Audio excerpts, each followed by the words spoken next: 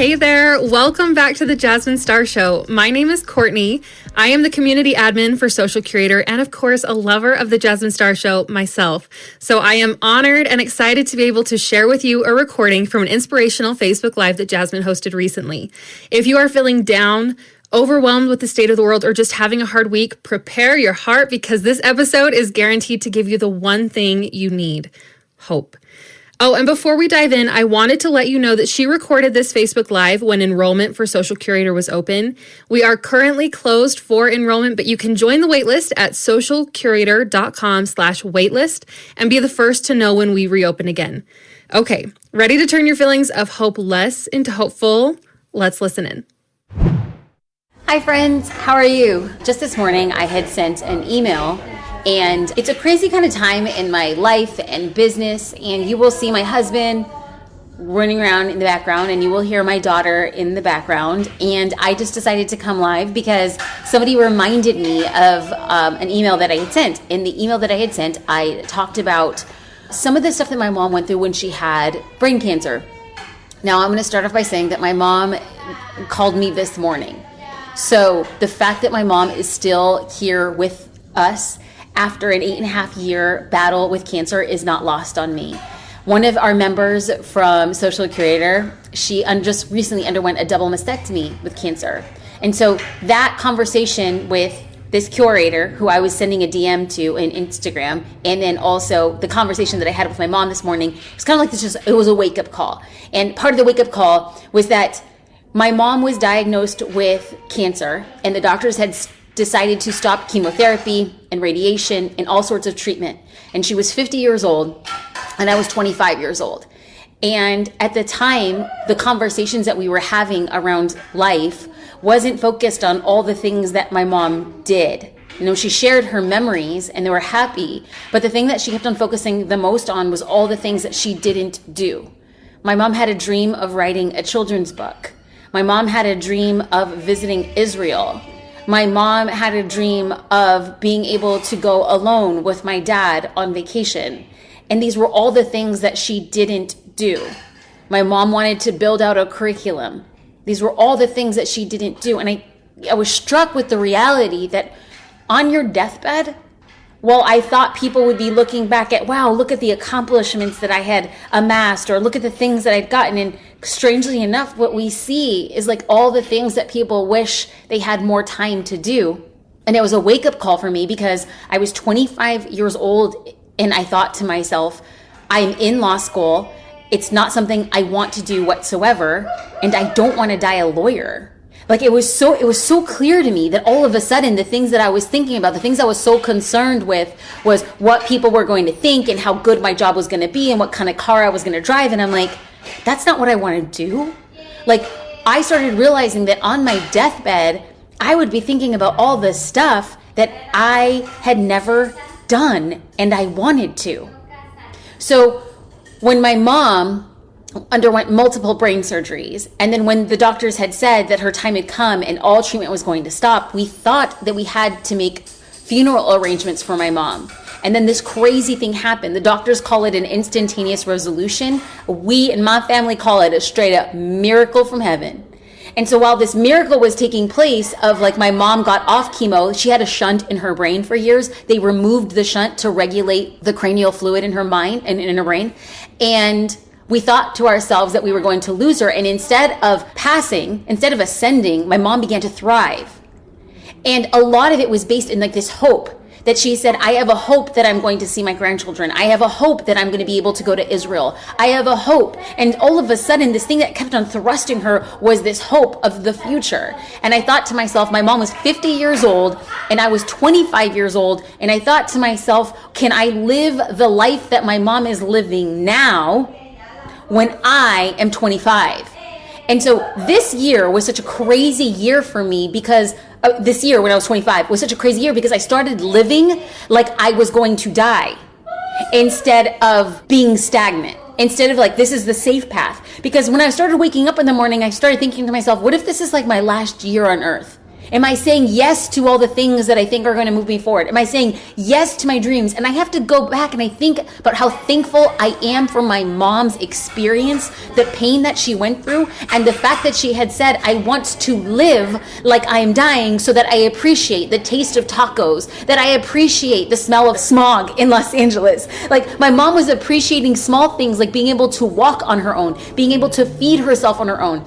And I started thinking to myself, my God, all the things I take for granted, one day I will not be able to savor the moment of where I am. And I started thinking, when I'm on my deathbed, I don't want to die a lawyer. When I'm on my deathbed, how am I going to be feeling about the things that I didn't pursue? And that was the same year that I decided to start my very first business. My very first business is I want to become a photographer. And that is the craziest thing that anybody could have said at that time, because I didn't own a camera. I had never started a business. I am the daughter of an immigrant, so my family knew no one ever who had ever started a business.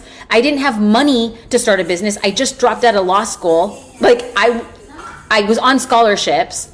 My husband was with us, my brand new husband with a startup company. We had no money. We had no connections. I had no education when it came to photography. I didn't have a camera. So, like, how stupid of me to say I want to become a photographer. And yet, in my simple stupidity, I knew that between the two options, the safe and narrow path of law school and living a half life, or the freaking adventure and hustle and grit and grind of being able to be my own boss. If it had not been for my mom's situation, I don't think that I would have been able to make that decision. So all these years later, I expressed gratitude for her health. I also expressed gratitude for her being a North Star, of like waking me up to say, life is so short. So what are you going to do with your life? When are you going to let yourself make the decision to bet on yourself? When are you going to take your business from a side hustle and actually make it a legit business? When are you going to stop listening to people's ideas of fear or doubt, or you shouldn't be doing this, or you should be more responsible, or do you really think that you're the person who could do this? Like, I'm so thankful that I learned this lesson in this bittersweet origin of my story, because now I stand in front of you, I stand on stages, I have a podcast, and I say to you, like, what are you doing? How will you show up? When will you allow yourself the opportunity to bet on yourself and your business? This past week, people have seen me show up on social media different than I have before. So 98% of the year, it's just giving value and sharing what I know. And then 2% of the year, I come in, and when we have open enrollment for Social Curator, I come in and I openly state that I am not selling a business. I'm offering an opportunity for somebody to change their business and transform their life. Why? I have seen too many live in a half state of not being able to pursue the thing that they want in their business. Social Curator is closing enrollment in 3 hours. I just popped on Facebook to be like, listen, part of the reason I created the thing that I did is because I got tired of wanting to take the safe path, because the safe path wasn't leading me to where I wanted to go. So I finally took a risk. I bet on myself. I got a camera and I built a business entirely without a penny in marketing. When I first started, everything that I had built was on 2 forms of marketing: word of mouth and word of mouse. Like, we're clicking and talking about my business. So I know that people would look at me and be like, you have no business starting a business. But I did it anyway.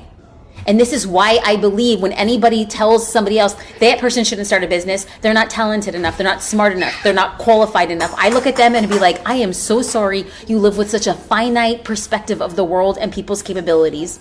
I feel bad for you, because once you have tasted the rich, sweet water of hope and unrefined dreaming, like once you've been on the other side of taking nothing and making something, once you've been on the side of starting a business and you wonder if anybody will ever buy, and then they do, the first time you ever make $1 or $10 from somebody investing in what it is you do, it's intoxicating, because all of a sudden you realize that you hold the keys to your future. You get to a point where you're like, I'm tired of being tired. I'm done with being done. I'm ready to take my life into my own hands and build the thing that I want. My husband, when I first started my business, he said, I would rather see you fail at something you love than succeed at something you hate. And so years later, now that my business has changed and transformed, I literally look at people and say the same thing. From my mom, when you on your deathbed, what are all the things that you wish you would have done? And from my husband, I would rather see you fail at something you love than succeed at something you hate. So I'm coming on the off chance that there is somebody who's supposed to see this message. And on this glorious Friday afternoon, if you happen to stumble across this message, please know it is for you. Life is too short for you to second guess your power. Life is too short for you not to take a risk and do the thing that you want. And life is too short not to bet on yourself and make your business work. That is it. This is a PSA, your public service announcement, as darling, please stop playing small. Please stop being worried about the things that people are saying or the own doubts that you have distilled in your own heart. I promise you, on the other side of consistency, showing up for your business and building your brand on social media, the game entirely changes. I have nothing but love and gratitude. Today is a crazy day. It has been a crazy week, but this adventure would be so much sweeter to see you on the inside of Social Curator, socialcurator.com/join. I look forward to seeing you there. You hear my baby. You hear my baby running around. It's time for me to take a break and enjoy the fruit of the labor and show her what is possible for her future when she remains undaunted and determined to take her future in her own hands. Much love and gratitude. Wasn't that pep talk a breath of fresh air, friends? I hope you enjoyed this episode of the Jasmine Star Show as much as I did. But if you can't get enough of Jasmine's inspiration, motivation, and real talk, you should totally join her text community. Every single week, Jasmine sends out inspirational texts from the heart that will make you feel like you do right now. Like you just breathed in a wonderful breath of that fresh air. Simply go to jasminestar.com/text me to send Jasmine a text and get inspired every single week. Thank you so much for being here. Jasmine will be back to talk to you again soon.